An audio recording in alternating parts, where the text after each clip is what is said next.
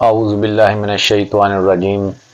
بسم اللہ الرحمن الرحیم۔ السلام علیکم۔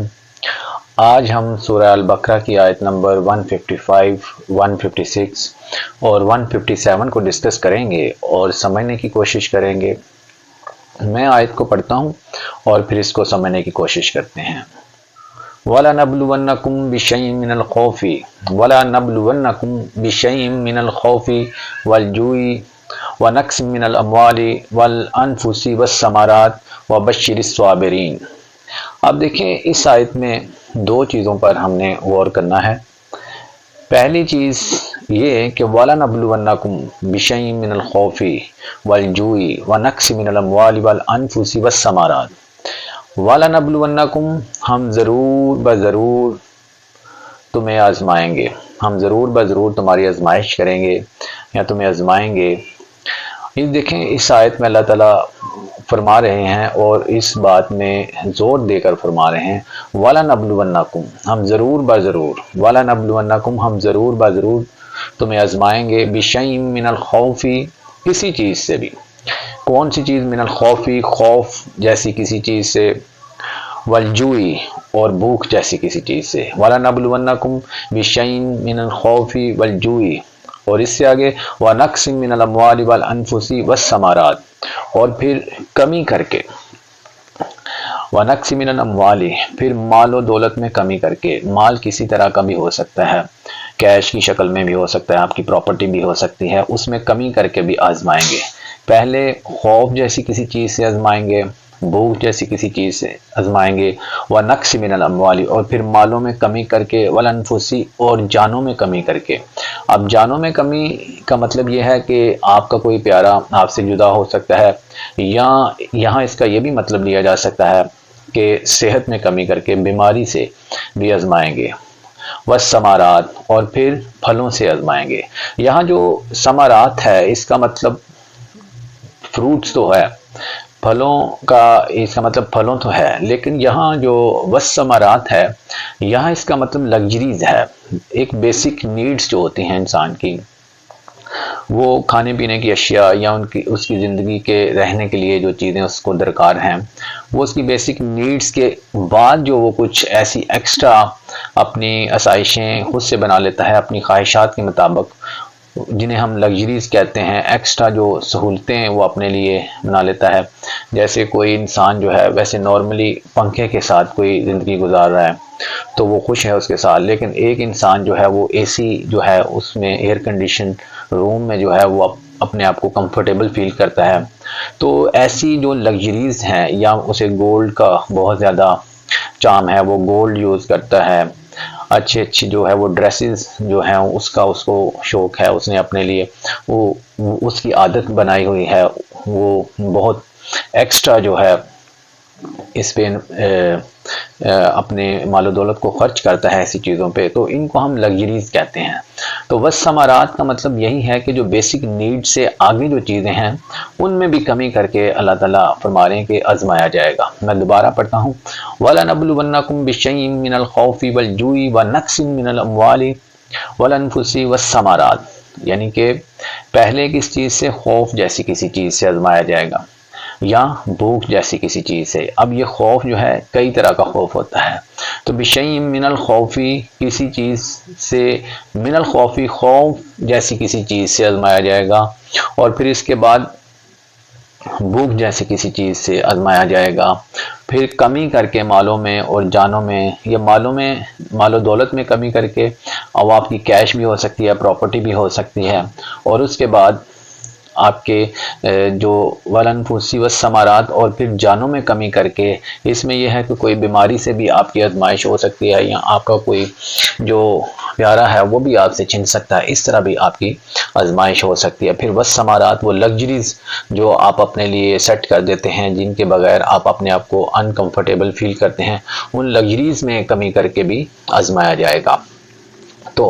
اب یہ سب جب ساری آزمائشیں ہو جائیں گی تو پھر کیا ہوگا، وبشر الصابرین، تو خوشخبری دے دیں صبر کرنے والوں کو۔ اب دیکھیں اس آیت میں پہلے اللہ تعالیٰ فرماتے ہیں وَلَنَبْلُوَنَّكُمْ، یہاں جو یہ جو صیغہ ہے یا یہ جو سنٹینس ہے وَلَنَبْلُوَنَّكُمْ،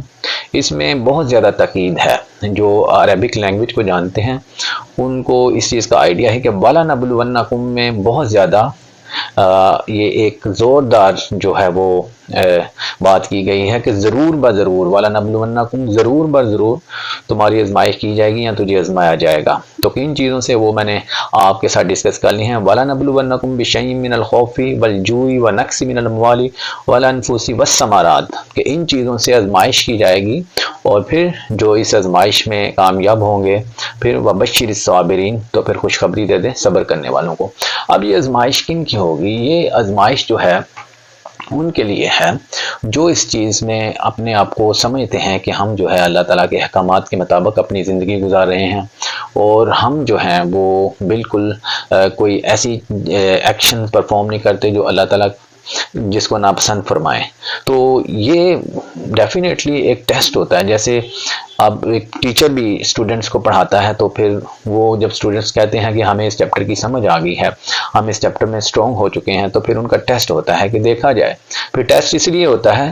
کہ ان کو پتہ چل جائے کہ جس چیز کا وہ دعویٰ کر رہے ہیں وہ جو سمجھ رہے ہیں اس میں کتنی صداقت ہے اور کتنے وہ اسٹرانگ ہیں۔ تو جب کوئی اس چیز پہ آ جاتا ہے، اس سٹیج پہ آ جاتا ہے کہ وہ سمجھتا ہے کہ میں نے اللہ تعالیٰ کے احکامات کے مطابق اپنی زندگی گزارنی شروع کر دی ہے، تو پھر ان کے لیے کیا ہوتا ہے، اللہ تعالیٰ فرماتے ہیں وَلَنَبْلُوَنَّكُمْ بِشَيْءٍ مِّنَ الْخَوْفِ وَالْجُوعِ وَنَقْصٍ مِّنَ الْأَمْوَالِ وَالْأَنفُسِ وَالثَّمَرَاتِ وَبَشِّرِ الصَّابِرِينَ، تو پھر ہم ان چیزوں سے آزمائیں گے، خوف جیسی کسی چیز سے، بھوک جیسی کسی چیز سے، مال و دولت میں کمی سے، جانوں میں کمی یا بیماری سے، اور پھر جو لگژریز جو آپ اپنے لیے سیٹ کر لیتے ہیں، جن کے بغیر اپنے آپ کو انکمفرٹیبل فیل کرتے ہیں، تو ان سے بھی آزمایا جائے گا۔ دیکھیں بھوک بیسک ہے، اور جو خوف ہے وہ بھی سب کو آتا ہے، لیکن یہ جو مال و دولت ہے، کچھ لوگ ایسے بھی ہوتے ہیں کہ وہ جتنی مال و دولت اکٹھی کرتے ہیں ان میں ذرا سی بھی کمی آ جائے تو وہ ان کو پریشانی ہو جاتی ہے۔ تو جب یہ ساری چیزوں سے اللہ تعالیٰ آزمائے گا، تو اگر اس میں وہ شخص، وہ دعوے دار جو کہتا ہے میں اللہ تعالیٰ کے احکامات کے مطابق اپنی زندگی گزار رہا ہوں،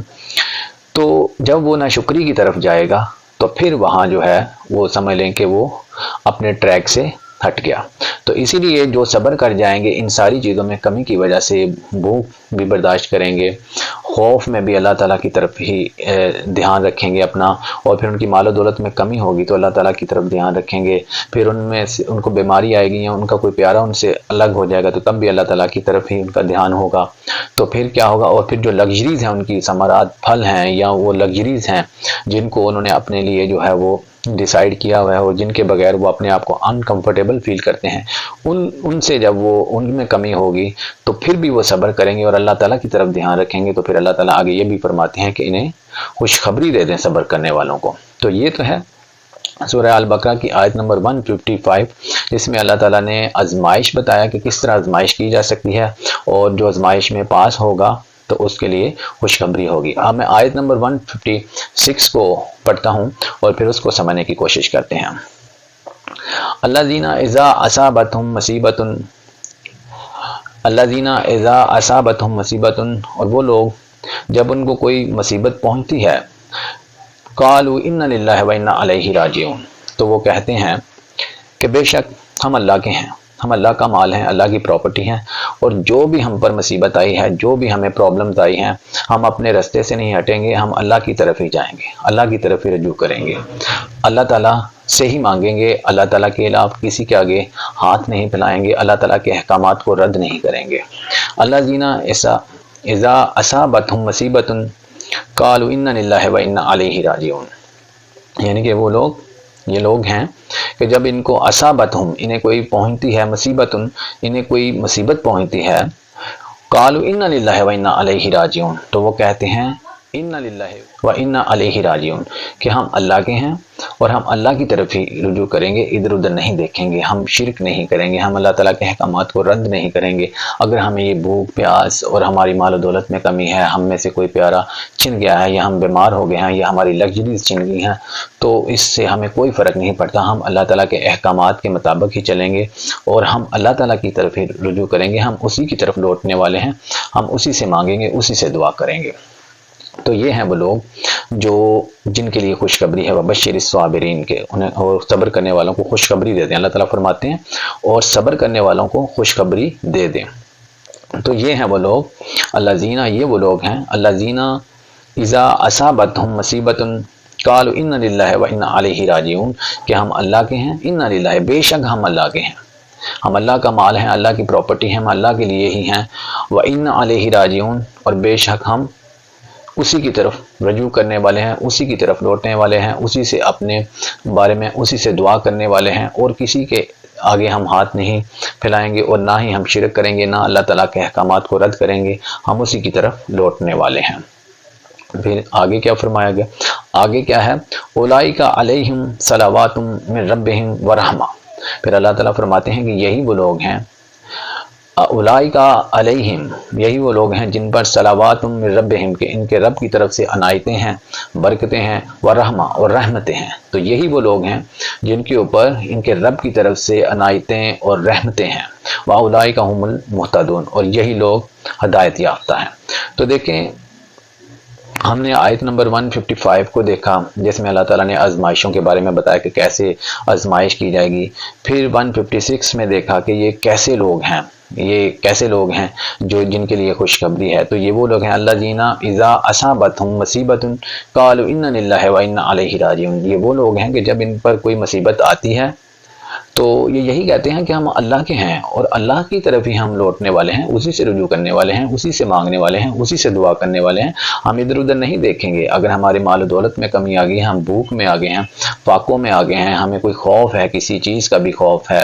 हमें भूख का भी खौफ हो सकता है, किसी हमारी चीज़ के छिन जाने का भी खौफ हो सकता है, या किसी भी तरह का खौफ है, तो हम इधर उधर नहीं देखेंगे, अल्लाह ताला के अहकामात को रद्द नहीं करेंगे, बल्कि अल्लाह ताला के अहकामात के साथ ही अपनी ज़िंदगी देखें। अल्लाह ताला की तरफ रजू करने वाले हैं या अल्लाह ताला की तरफ लौटने वाले हैं का मतलब ये है कि हम अल्लाह ताला के अहकामात की तरफ ही रहेंगे, हम इधर उधर नहीं होंगे, हम अल्लाह ताला के अहकामात को रद्द नहीं करेंगे, हम अल्लाह ताला के अहकामात के मुताबिक ही अपनी ज़िंदगी गुजारेंगे और अल्लाह ताला के अहकामात के साथ ही अल्लाह ताला से दुआ करेंगे। इसका मतलब है इन्ना अलैहि राजिऊन, बेशक हम उसी की तरफ लौटने वाले हैं, बेशक हम अल्लाह के ही हैं, अल्लाह के लिए ही हैं, और बेशक हम उसी की तरफ लौटने वाले हैं, उसी से दुआ करने वाले हैं, उसी से मांगने वाले हैं, किसी और से मांगने वाले नहीं हैं। और फिर आयत नंबर 157 में अल्लाह ताला फरमाते हैं उलाइका अलैहिम सलावातुम मिन रब्बिहिम व रहमा, और यही वो लोग हैं जिनके ऊपर अलैहिम, जिनके ऊपर अनायतें हैं उनके रब की तरफ से और रहमतें हैं। उलाइका अलैहिम सलावातुम मिन रब्बिहिम व रहमा, यही वो लोग हैं जिनके ऊपर अल्लाह ताला की तरफ से, उनके रब की तरफ से अनायतें, बरकतें और रहमतें हैं। व उलाइका हुमुल मुहतदून, और यही लोग हदायत याफ्ता हैं। तो देखें इसमें कितनी खूबसूरती से अल्लाह ताला ने सारी चीज़ें हमें बता दी हैं कि हमारी आजमाइश कैसे हो सकती है। अगर हम दावेदार हैं कि हम अल्लाह ताला के अहकामात के मुताबिक चल रहे हैं, अल्लाह ताला के अहकामात को हमने अपना ओढ़ना बिछौना बना लिया है और हम एक अपने आप को इस स्टेज पर ले आए हैं कि हम अल्लाह ताला जिस तरह अल्लाह ताला फरमाते हैं उस तरह अपनी ज़िंदगी गुजार रहे हैं, हम अल्लाह ताला के अहकामात को रद्द नहीं कर रहे, तो ऐसे दावेदार जो हैं उनको अल्लाह ताला फरमा रहे हैं कि हम ज़रूर ब ज़रूर आजमाइश करेंगे। किन चीज़ों से आजमाइश करेंगे वो बता दिया, खौफ से, भूख से, मालो दौलत में कमी से, जानों में कमी से, बीमारी से, या जो लग्जरीज समरात जो हैं उनमें कमी करके हम आजमाएंगे, और जो फिर कामयाब होगा उनके लिए खुशखबरी है वबश्शिर साबिरीन, और उन्हें और सब्र करने वालों को खुशखबरी दे दें। फिर आयत नंबर 156 में ये कैसे लोग हैं कि जब इन पर कोई मुसीबत आती है तो यही कहते हैं कि हम अल्लाह की प्रॉपर्टी हैं, अल्लाह का माल है और अल्लाह ताला से ही हम रुजू करेंगे, उसी से मांगेंगे, किसी और के आगे हम हाथ नहीं फैलाएंगे, और हम जो है अल्लाह ताला के अहकामात को रद्द भी नहीं करेंगे। फिर अल्लाह ताला फरमाते हैं कि यही वो लोग हैं कि जिनके ऊपर इनके रब की तरफ से अनायतें हैं, सलावातुन मिन रब्बिहिम व रहमा, और इनके रब की तरफ से इन पर अनायतें और रहमतें हैं। اور یہی لوگ ہدایت یافتہ ہیں۔ تو یہ بہت ہی خوبصورت 3 آیات ہیں جو آج ہم نے ڈسکس کی اور ان کو سمجھنے کی کوشش کی۔ تو میں قرآن پاک کی آیات کو پڑھتا ہوں اور ان کو سمجھنے کی کوشش کرتا ہوں اور پھر آپ لوگوں سے ڈسکس کرتا ہوں تاکہ میری مزید اصلاح ہو۔ تو آپ لوگوں سے ریکویسٹ ہے کہ اگر آپ یہ جو ہم نے آیات کو ڈسکس کیا اس حوالے سے اگر آپ کے پاس کوئی مزید پوائنٹس ہیں، کچھ مزید انڈرسٹینڈنگ ہے، تو آپ کائنڈلی میرے ساتھ شیئر کریں، کومنٹس کریں تاکہ میری مزید جو ہے اصلاح ہو۔ بہت شکریہ۔ وآخر دعوانا ان الحمد للہ رب العالمین۔